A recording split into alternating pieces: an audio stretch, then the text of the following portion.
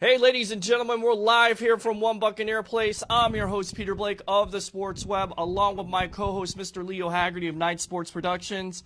And are you ready for a good matchup today? The Tampa Bay Buccaneers face the Carolina Panthers after an impressive win over the San Francisco 49ers last week, 27-9. Again, we're live here on Bucs Report on scene at One Buc Place.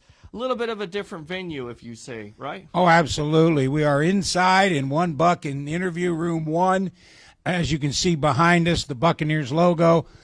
Sound is perfect. Lighting is perfect. We are perfect. We're ready to roll. We're ready to roll. We're ready to get you ready for the Tampa Bay Buccaneers matchup versus the Carolina Panthers. And this is going to be a different test today because the San Francisco 49ers, let's just all be fair about this, not a very good team. A big win by the Buccaneers, but a bigger challenge they have to face today in the Panthers. Leo, give me one of your points that you would say that the Buccaneer defense or the Buccaneer offense has to accomplish in this game. Well, let's start with the offense first. And again, the Buccaneer offense has to make third downs. They have to keep Cam Newton and that potent Panther offense on the sideline. On defense, they can't let Superman step into the phone booth. Because I asked Dirk Cutter, now that Norv Turner's there are some designated scripted runs for number one. And that is really tough for the defense because now you got to count for all 11. And that's a problem. Yeah, absolutely. In the first matchup, you could see a lot of gadget plays by Curtis Samuel. Norv Turner seemed like he was playing around with them a little bit. This is a Panther team that averages 130 rushing yards a game. So this Buccaneer defense is really going to have to be on it today. They're going to have to basically play their run gaps. They're going to have to stay at home. And if they do get where they're out of position, bad things happen and happened in the first game versus the Panthers when they lost 42-28. Yeah, and we're not talking San Francisco, and we've got nothing against Mullins, the quarterback, but he's not 6'6", he's not 250 pounds, and he's not afraid not to run. I mean, this is a real potent Panther offense. You got Christian McCaffrey. You've got Cam Newton. You've got Olsen. My God, we've seen Olsen. How long has he been there? 50 years? It seems like it, and he's always a Buccaneer killer, Leo. He always kills the Tampa Bay Buccaneers. And you look at an undermanned staff, especially in the secondary at this point, which leads me to my first point. How will some of these guys step up, like a Ryan Smith, whoever else you got, because it looks like Brent Grimes is not going to play, Carlton Davis is not going to play, MJ Stewart is not going to play. So basically you're down to your 5th, 6th, and 7th options at this point, which is going to be tough because you look at DJ Moore, Devin Funchess. I mean, the Carolina Panthers have some weapons. Again, it's not a 49er team by any means. Right, and again, don't get misconstrued, SAT word. Very good. That this Carolina team is on a losing streak, but it's on a losing streak of 3 games simply because they missed one play. Last week against Seattle, they missed on the last play. Folks, remember, in the NFL, it's really 4 plays, 1 a quarter, that determines whether you win or lose. You've got to make that play. Right. And what you're watching right now is the live edition on Bucs Report pre-show from One Buc Place. I'm your host, Peter Blake, along with Leo Haggerty of Night Sports Productions. Now, coming into this game, we talked about the injury situation. The one concerning injury to me is DeMar Dotson at the right tackle. Leonard Wester, and here's what I'm thinking, 2 names. Mario Addison, who had 3 sacks the last game, and Julius Peppers. We talk about He's still playing? He's still playing. Guy needs to be tested for steroids. He's got the fountain of youth, and every time he plays the Tampa Bay Buccaneers, he gets up for it. So that's a matchup you have to watch because, look, we all know if Winston has a clean pocket, he can make things happen. We also know that if you get into his face, then there's some bad things that are going to happen, and I think that's one of the key points of last week. 2 touchdowns, no interceptions, no fumbles. The Buccaneers have to play mistake-free football versus a very good defense of the Carolina Panthers. In fact, that's my 4th goal, is 3's got to outplay 1. Plain and simple. When the dust settles after this football game, Winston has to have a better game than Cam Newton. It's got to be a clean sheet. We can't see any turnovers. We can't see any plays that lead to bad things happening for their defense. Again, when you've got 3rd and you're ahead of the chains, you've got to make the 3rd down. You've got to keep Carolina on the sideline. Same thing with the Buccaneers defense. When it's third and they've got Carolina behind the chains, we're talking 4 or more on a third down. They've got to get off the field. Yeah, you got to get off the field, and you look at the statistics. Ever since Mark Duffner has taken over as a defensive coordinator, the point differential is a lot better at home. Only 17 points you're giving up at home, 38 points on the road. So they have, it seems like they have some home field advantage, if you will. Also, 20 sacks in the time that Duffner has taken over. Of course, JPP eclipses Simeon Rice's record. Talk about him and Carl Nassib, who kind of has been overlooked, but you get him off the street from the Cleveland Browns, and this guy has a nonstop motor. If both of those players today can put pressure on Cam Newton, I think they may have a pretty good game. Well, the good thing is you got Pierre-Paul coming from one side. You got Nassib coming from the other side. Two very tall defensive ends. Now McCoy and Golston can push the pocket up in the middle. That's the key. They got to keep Cam Newton. You got to stay in your rush lane. Sure. That's the bottom line. You cannot give him a window of opportunity because guess what? He's going to open it and go through it. No word on if Levante David is playing or Justin Evans, but hopefully you have one of those players back today, especially in the secondary.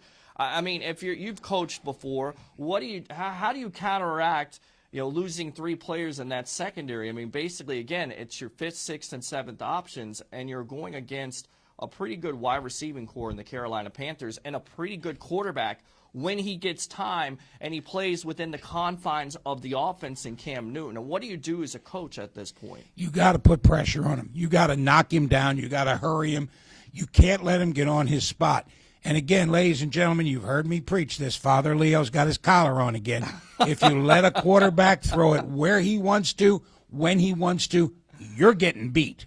Yeah, Bucs need to get pressure. Absolutely, got to get pressure on the front, front four, if you will, to stop. Which I think they'll do today. Right. I think they'll find a way to do it. I think they may try to do that, but what I'm worried about is on the defensive side, you have to deal with Luke Kuechly, Addison, Julius Peppers, and the matchup. And brings me to my third point with Mike Evans, targeted 10 times the last game, didn't go so well. 1 catch for 16 yards. Going against James Bradbury, he has to beat that matchup today. Mike Evans, once again, last week, 5 straight seasons with 1,000 yards, joins A.J. Green and Randy Moss. But again, you have to beat that one-on-one matchup with James Bradbury. Well, I would like to see them be more creative with Evans. Maybe put him in motion. Maybe shift him. Maybe have him come out of the backfield there's a novel thought, isn't it? Line him up next to Winston. Let him come out. Give him some space to move.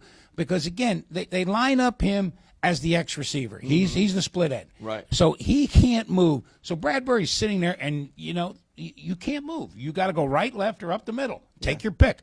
So I would like to see them be a little more creative if they want to get Evans involved early. And, again, one of my points last week was they had to get Winston going early. Got to get in confidence. 9 of 11, right. Touchdown pass, no picks. Exactly, and I tell you right now, and I think Deshaun Jackson being out of this wide receiving core is going to help Winston, and this is why people say, well, you're crazy. Well, because this is not Winston's game. Winston's game is not to go deep, so he doesn't have the pressure to go deep. It doesn't mean he's not going to, but when you have Adam Humphries, who, by the way, to me, once again, is the Wes Welker of the Tampa Bay Buccaneers. Underappreciated, but just gets it done every Sunday. And Chris Godwin, who most likely eventually is going to be your starter next year. I think it's going to be a good game plan, and you're exactly right. Don't try to go deep unless you have it. Don't try to force things. And I think the propensity, SAT word, that Winston has is to try to focus on Deshaun Jackson. Well, he's out of the lineup today, so all you have to focus on is Brate, Godwin, and Humphries, and of course, Mike Evans. And what's Winston's middle name? Intermediate. Right. Why? He is very effective 10 to 15 to 20 yards down the field. You go past 20 yards, and folks, understand this. The way they are allowing contact in the NFL on pass routes, it's not the easiest thing in the world to throw that thing up and drop it down in that little window.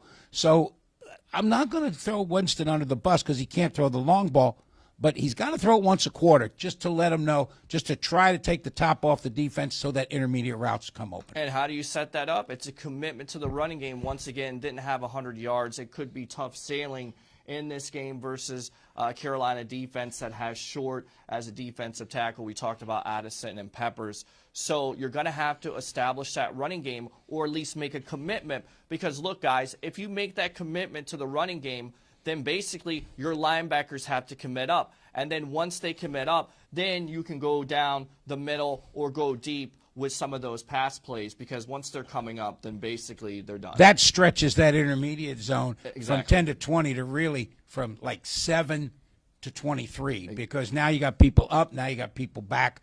But the big thing is, and folks, you get a chance, watch 59 in the other team's jersey. Luke Kuechly is really a good player. And he really is. And watch him before they snap the ball. He will change defenses. He will change their rush patterns. In fact, I asked, point blank, I asked Dirk Cutter, how good is Luke Kuechly? He goes, oh, my, he's really good. He's their quarterback. He does changes. He does everything. So, again, you're dealing with a guy who spends hours and hours looking at Buccaneer film. So he may know, and it drives them nuts, because he'll call out the play, and they'll just like, how's he know that? Well, he's studied film. Good stuff. And what you're watching right now is the pre-show edition. Any good questions yet, Peter? Oh, we're going to go out to Bucs Report. Of course, this is the Sports Web. I'm your host, Peter Blake, along with Leo Haggerty of Night Sports Production. So let's go out to Bucs Report. Somebody said, hello, go Bucs. Go Bucs, absolutely. What's up, guys? Somebody says Leo words. I think you're rubbing off on me because I said propensity today. Propensity, yes. Julius Peppers is like 90 years old. He really is. And here's the thing. The guy doesn't play like he's 90 years old. I mean, he plays with that consistent motor. He's always been a terror to that offensive line when it comes to the Tampa Bay Buccaneers. So you really have to watch him. And everywhere he's gone, he's been productive. Leo, I mean, how can you explain it? He's big, he's strong, and he takes care of himself. There you go. Again, I think a big advantage was he was a basketball player. Mm-hmm. So he knows how to deal in short spaces. He knows how to position himself. Exactly. Like Antonio Gates. Exactly. And like those big wide receivers. That's why you draft big wide receivers like a Julio Jones, like a Mike Evans. And let's go back to DeMar Dotson. DeMar Dotson was a basketball player who played football his last year. And again, that's a big hole if DeMar can't play today. Oh, yeah. And you got Leonard Wester, who I think did a good job. But again, you look at the San Francisco 49ers compared to the Carolina Panther defense. It's a tough matchup at this point. So somebody said, congratulations on being at One Buc Place. We thank Brooke and the communications staff here for the Tampa Bay Buccaneers. Absolutely. Couldn't get it done without Brooke and the crew here. We love the beach. I get that. But when you're wearing a suit and it's about 115 degrees out, you're sweating bullets. So and folks, just look out your window. The wind is howling today. Right, so it would have been like we were in a funnel or something. So thank you very much, Tampa Bay Buccaneers. All right, Corey says Bucs 34-31 over the Panthers. You agree with that? I don't want you to give away your prediction yet, but do you agree with that? I agree with the win. I'll tell you a prediction. But, folks, keep this in mind. You hear the axiom, win or go home? Mm-hmm. With the Bucs, it's win or get fired. Again, they're right on the cusp. If getting to the playoffs is what's going to determine the future of this administration, they can't lose another game. With that being said, you talked to Dirk Cutter during the week. Does he seem still confident? Do you think the locker room is confident in him, or is that seat still hot? 2 weeks ago, it was dead man walking. Okay. I'll be honest. We sat there, and you could just feel the pall just settling in here. Was a little more upbeat last week because they won.